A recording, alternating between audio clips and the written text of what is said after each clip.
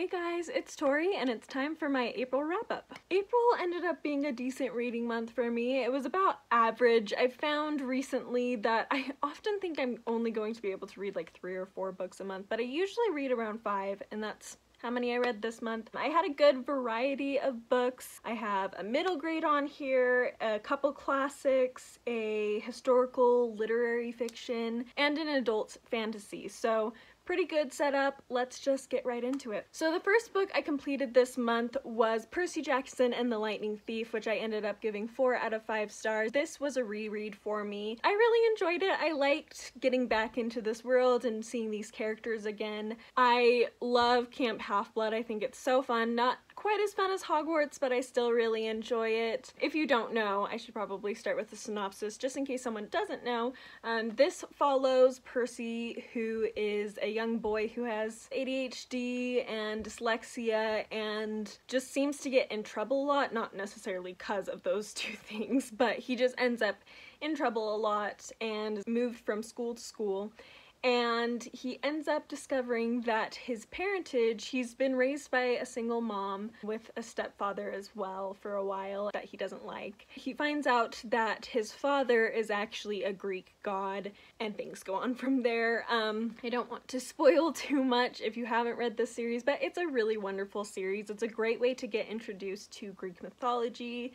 Even if you just have a little bit of interest in it, it's a fun way to get a lot of the stories and get a basic understanding of a lot of the different creatures without necessarily having to do deep studies into Greek mythology, so I love that about it. I love Percy Jackson as a main character. I think he's so funny. Riordan himself is just very funny, and you can see that humor in all of his books. My only complaint, now that I'm older, I'm obviously a lot more sensitive to character development, world building, that sort of thing, and I have to say the character development in this is not my favorite. I found myself comparing it to Harry Potter in that Harry Potter in the first book, you spend time getting to know Ron and Hermione and some of the other students, such as Neville, for example. You're able to spend mundane time with them. You see them in classes. You see Ron trying to turn his rat yellow. You see Hermione being kind of a snob. So you're able to really get to know them before they enter the quest stage. And I didn't really get that in this, maybe with Grover a little bit more, but Annabeth, I remember really liking Annabeth when I read this when I was younger, but reading this, I just was like, I don't really get to know her in this first book very well. We just jump right into the quest portion, which honestly you don't really get to connect with the characters quite as well amidst the quest aspect, because it's a very different situation that you're not going to be in all the time, and people are different in those situations. So yeah, I just felt like I didn't get the chance to get to know very many side characters very well in this book, and since it's been so long since I've read it, I don't really remember in depth a lot of their personalities, so I know that they develop further as the series goes on, but the only one I felt like I really got to know was Percy. So that was my one complaint about it. Other than that, it was fun, it was good. It's definitely a story you go into knowing it's just meant to be fun. It's not meant to be a really like groundbreaking literary masterpiece. It's just a fun story that's entertaining and introduces people to this wonderful mythology that maybe not everybody knows about. I will be continuing my reread of this series, I just don't know when. I'm also trying to slowly make my way through Chronicles of Narnia. I also wanted to read Inkheart, the first book at least, and that one I could totally see myself wanting to continue on with the series too. So I have all these middle grade series I want to reread, and I just don't know when I will. So again, don't know when I'll read the next ones, but I did enjoy this one and revisiting it. Forgot to mention, I keep forgetting to mention this, this was for my middle grade read, I believe, for Bookopoly for these past couple months. So then I ended up picking up The Secret Life of Bees by Sue Monk Kidd. I don't have a lot to say about this. Basically this follows a girl named, oh gosh, I don't remember anybody's name in this, Lily. Her mother died when she was very young in a horrific, awful way that Lily witnessed. She is very traumatized by that and struggles with not having a mother. She's raised by her abusive father and this African-American woman who is brought in to act as a mother figure for her. Rosaline is her name, and one day Rosaline and Lily end up in this situation where they really piss off a very racist man in the town, and so they have to get away. And they end up on this bee farm that is run by these 3 African American women, and things go on from there. It takes place in the 60s, so it has some discussion on racial prejudice and things like that at the time, and the civil rights movement and how that's affecting these people, as well as a lot of discussion on motherhood. And if I were to give this a rating solely based on my enjoyment, I would have to give it a 2 stars, because it was just very boring for me, and it just wasn't my cup of tea. That being said, I gave it a 3 stars because I see a lot of the literary merit in this book. It has beautiful metaphors involved. There's some like strangeness involved in the story that actually pushes forward the messages of motherhood and not being prejudiced and things like that, that I really could see how much of a masterpiece it is and why it's so well praised. But personally, it was just boring to me, unfortunately, and I didn't love it. I am willing to read more by Sue Monk Kidd in the future. I know she's written several other things that I've heard good things about, so I'm not like giving up on this author, but this book just wasn't for me. It wasn't my taste. Then after those 2, I picked up a new favorite book of all time. Like, not even just favorite classic, not just my new favorite Brontë novel, hint hint, literally one of my new favorite books of all time, and that is Agnes Gray by Anne Brontë. I want to start this before I describe what this is about, that this is a very simple story, and it's not going to be everybody's favorite. In fact, it's probably most people's least favorite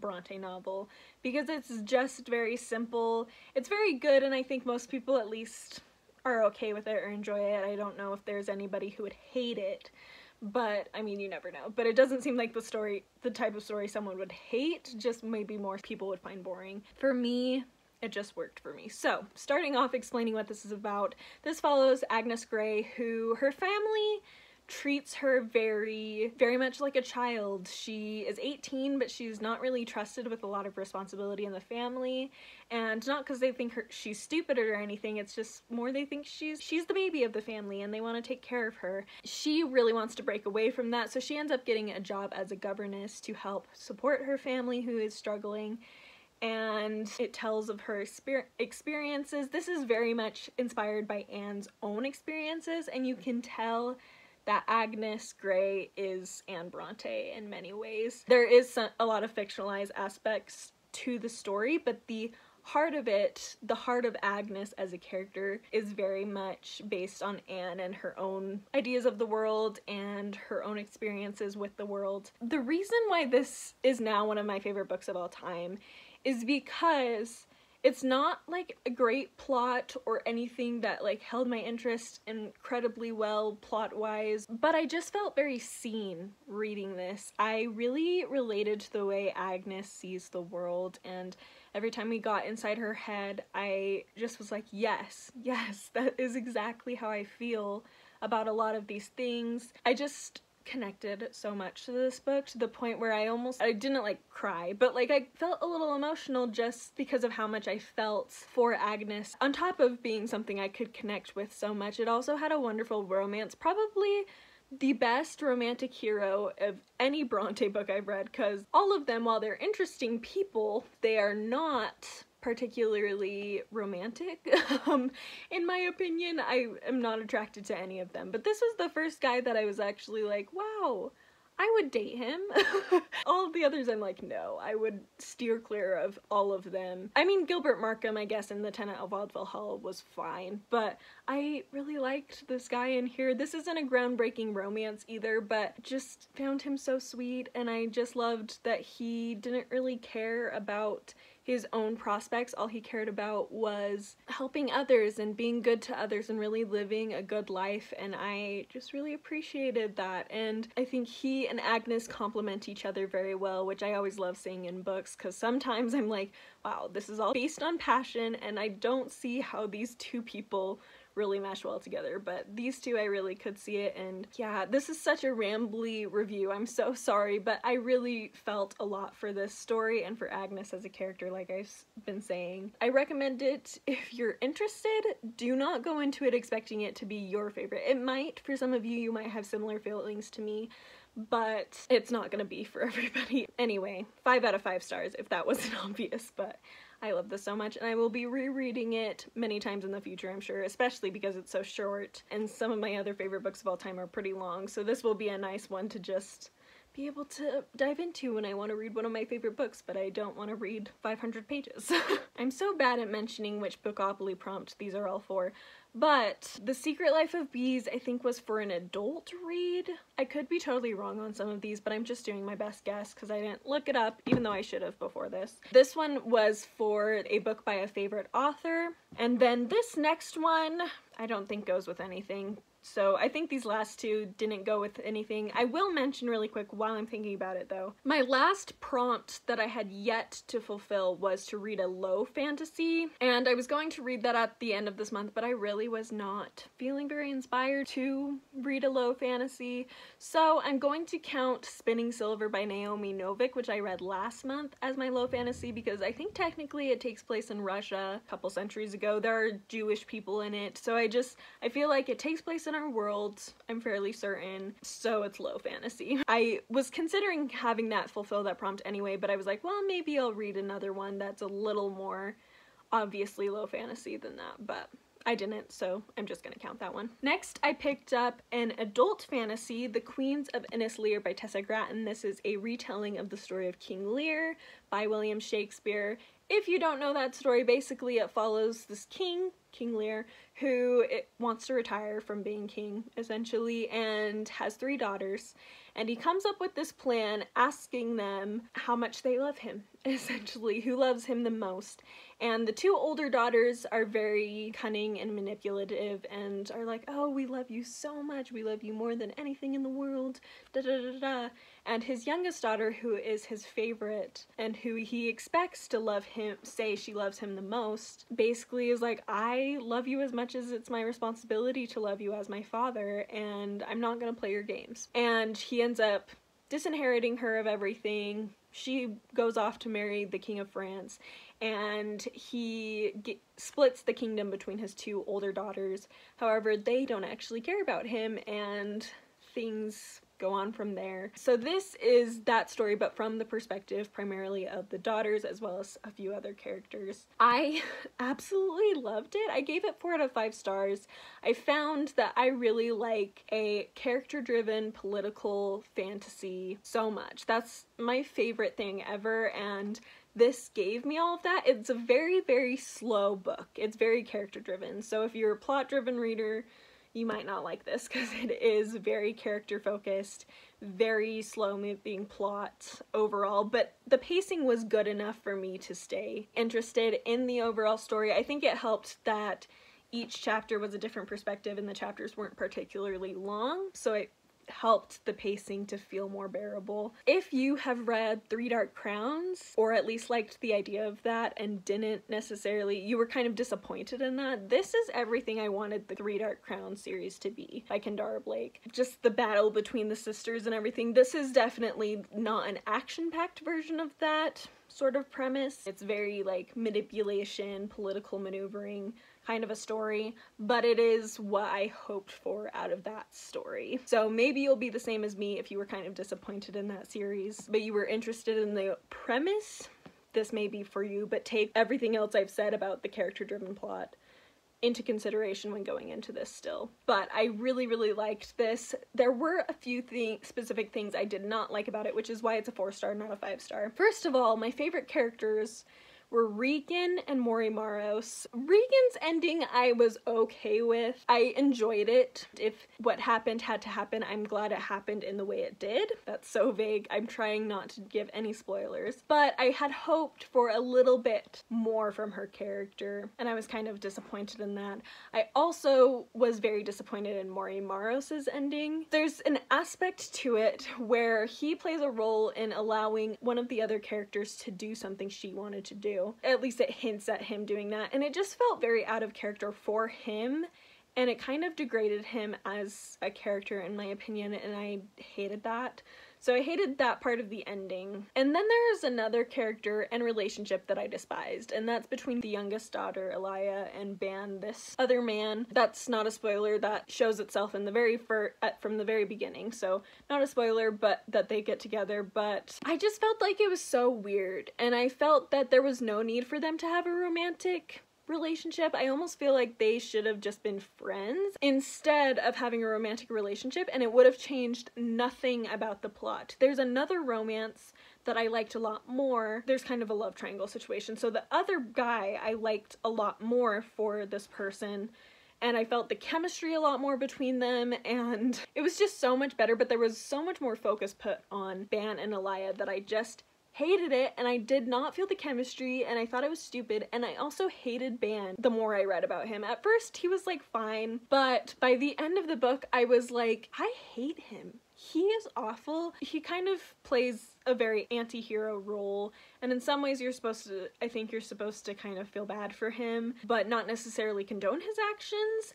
And for me, I understood where he was coming from, and I could feel for the abandonment issues he had and why he had them, for sure. But even when we were in his head, he had some chapters that were from his perspective, and he would think about how, oh, I hate hurting these people, oh, I don't want to do this to them, oh, I love them, I don't want to hurt them. But then he would do it anyway. And so I feel like even to himself, he was lying to himself, pretending like he cared about people, when really he just cared about himself. He was so selfish. And like the fact that he does these actions after already thinking he doesn't want to hurt these people, but he's like, but too bad, I'm gonna do it anyway. That just shows me that he's so selfish. And the fact that you pretend like you're not, even to yourself, makes it that much worse. And I just hated him so much, and so I hated their relationship. I felt no chemistry.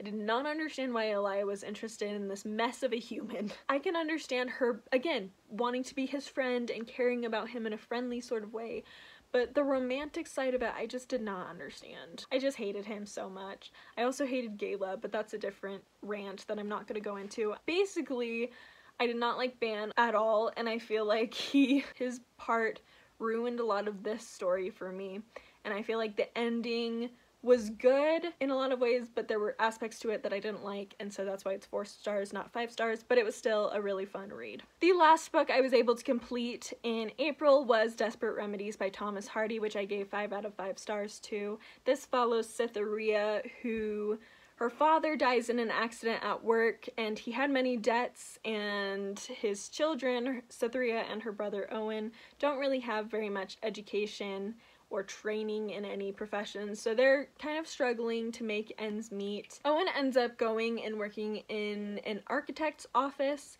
and Cytherea ends up getting a job as a lady's maid for Miss Aldclyffe, who actually she discovers very early on is the first love of her father, and actually her namesake. Her father named her Cytherea after this woman, and things go on from there. It's a wonderful, wonderful story. This was Hardy's first novel, and it's very mysterious. It's a lot more plot driven than many of his other books, so it was very engaging the whole time. A lot went on in this story, and I actually would say this is a really good place to start if you are just getting into classics. I would not say it's a good place to start if you want to get into Hardy specifically, because this is pretty different from some of his other writings, so I feel like the best place to start with Hardy, if you're curious, in my opinion, is Far From the Madding Crowd. It just gives a very good idea of what to expect from Hardy overall, but if you're just getting into classics and you just want to try out some classics regardless of the author, this one would be really good because it is so engaging and plot driven. There's a great mystery aspect to it that's very engaging and interesting, and the writing's not too terrible to understand, so I think it really is a good place to start,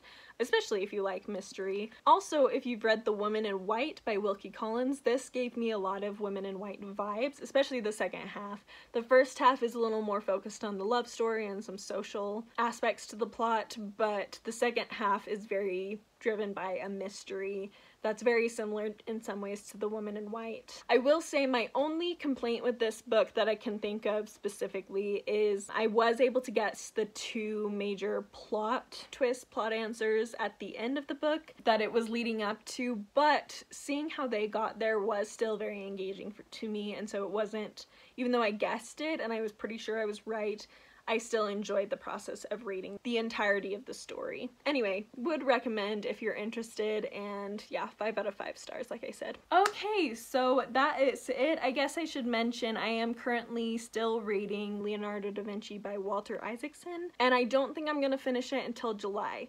because I have other audiobooks I'm planning to read in May for the magical readathon that I'm participating in, but late, because I just couldn't do it in April, but I want to do Newts in August. So basically, I have plans for audiobooks in April that I think will take up the whole month, just knowing my audiobook listening habits.